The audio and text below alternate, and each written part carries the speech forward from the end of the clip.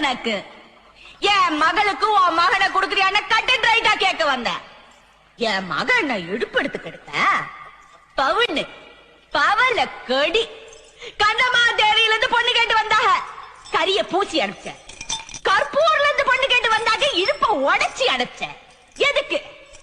அண்ணன் மதனின்னு சொந்தத்துல பொண்ணு கொடுத்தா வேற விட்டு போயிடக்கூடாதுதான்.